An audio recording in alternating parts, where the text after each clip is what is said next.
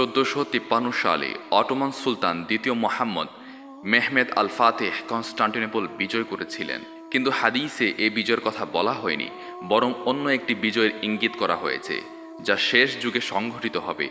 আবু হুরায়রা রাদিয়াল্লাহু তাআলা আনহু থেকে বর্ণিত, তিনি বলেন, রাসূলুল্লাহ সাল্লাল্লাহু আলাইহি ওয়াসাল্লাম বলেছেন, তোমরা একটি শহরের কথা শুনে থাকবে যার এক পাশ স্থল আর এক পাশ সাগর।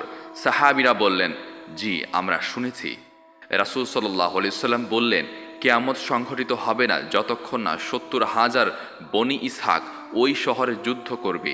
তারা তরবারি বা তীর ধনুক দিয়ে যুদ্ধ করবে না, তারা বলবে লা ইলাহা ইল্লাল্লাহু আল্লাহু আকবার। এতে শহরের এক দিক ভেঙে পড়বে, এরপর আবার ওই কালিমা পড়বে, তখন অন্য পাশ ভেঙে পড়বে। তৃতীয়বার যখন ওই কালিমা পড়বে, তখন শহরের দরজা, প্রতিরক্ষা ব্যবস্থা সব খুলে যাবে এবং তারা প্রবেশ করবে। যখন তারা যুদ্ধলব্ধ সম্পদ বিতরণ করতে থাকবে, তখন একটি আওয়াজ শোনা যাবে যে দাজ্জাল এসে গেছে। তারা সব কিছু ফেলে সেদিকেই ছুটে যাবে। হাদিসে উল্লেখিত শহরটি কনস্টান্টিনোপল, এতে সংশয় থাকার কথা নয়। এজন্য হাদিসটি অনুধাবন করা কষ্টসাধ্য, কারণ কনস্টান্টিনোপল, ইস্তাম্বুল ও তুরস্ক মুসলমানদের হাতেই রয়েছে। তাছাড়া সুলতান মুহাম্মদের সময় কনস্টান্টিনোপল সেভাবে বিজয় হয়নি যেভাবে হাদিসে বলা হয়েছে। প্রশ্ন আসে, তাহলে কি কনস্টান্টিনোপল মুসলমানদের হাতছাড়া হয়ে যাবে? এরপর কখন, কিভাবে আবার বিজয় হবে? বনি ইসহাক কারা?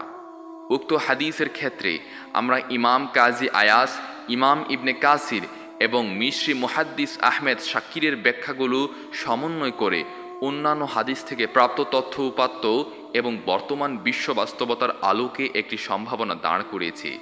নিশ্চয়তা দিচ্ছি না, প্রকৃত সত্য আল্লাহ এবং তার রাসূল ভালো জানেন।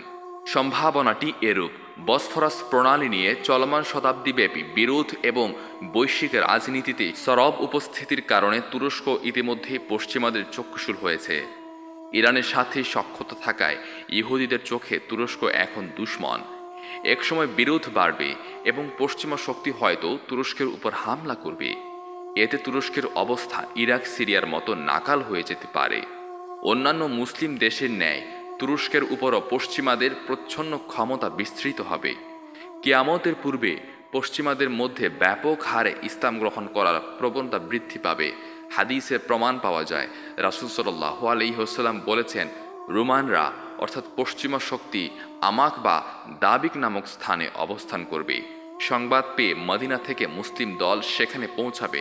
তখন রোমানরা বলবে, যারা আমাদেরকে ত্যাগ করেছে অর্থাৎ ইসলাম গ্রহণ করেছে তাদেরকে ছেড়ে দাও, আমরা তাদের সাথে যুদ্ধ করব।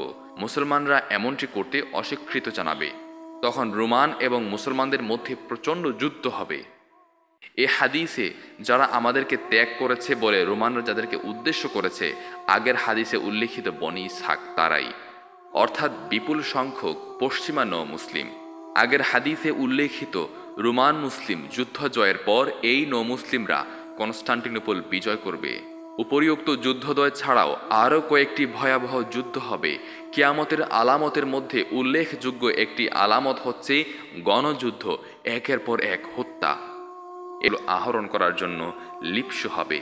যদি তাই হয়, তাহলে ধরে নিতে হবে যে চলমান শতাব্দীর শুরু থেকে সেসব যুদ্ধ শুরু হয়ে গেছে।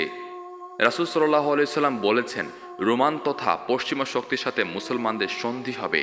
আউফ ইবনে মালিক রাদিয়াল্লাহু তাআলা আনহু থেকে বর্ণিত, রাসূল সাল্লাল্লাহু আলাইহি ওয়াসাল্লাম বলেছেন, অতঃপর তোমাদের সাথে বনি আসফারের অর্থাৎ রোমান একটি যুদ্ধবিরতি চুক্তি হবে।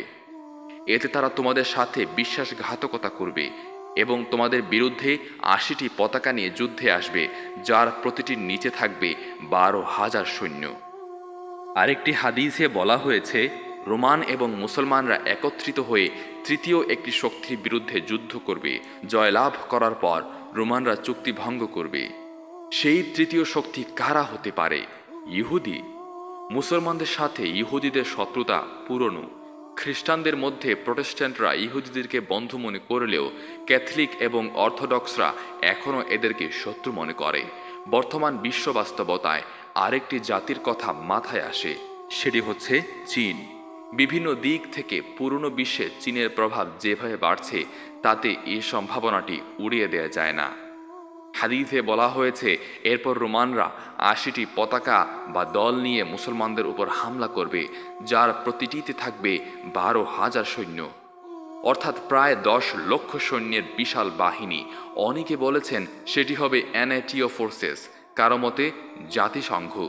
সম্ভাবনাগুলো ফেলে দেওয়ার মতো নয়। একদমই শেষের দিকে চলতে থাকবে এক বা একাধিক যুদ্ধের মাধ্যমে। এর মধ্যে একটি পরিবর্তন হয়তো আপনারা লক্ষ্য করে থাকবেন, সেটি হচ্ছে আন্তঃযুদ্ধে লিপ্ত মুসলমানরা হঠাৎ করে একত্রিত হয়ে যাবে এবং সম্মিলিতভাবে শত্রুর মোকাবেলা করবে।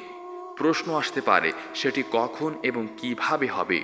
জবাব হচ্ছে, কিয়ামতের পূর্বে আল্লাহ এক ব্যক্তির হাতে মুসলিম উম্মাহকে একত্রিত করবেন। তিনি হবেন আল্লাহর খলিফা ইমাম মুহাম্মদ ইবনে আবদুল্লাহ আল মাহদি আলাইহিসসালাম। পরবর্তী পর্বে আমরা ইমাম মাহদি আলাইহিসসালামের ব্যাপারে বিস্তারিত আলোচনা করব। সে পর্যন্ত সাথী থাকুন, সুস্থ থাকুন। জাযাকাল্লাহ।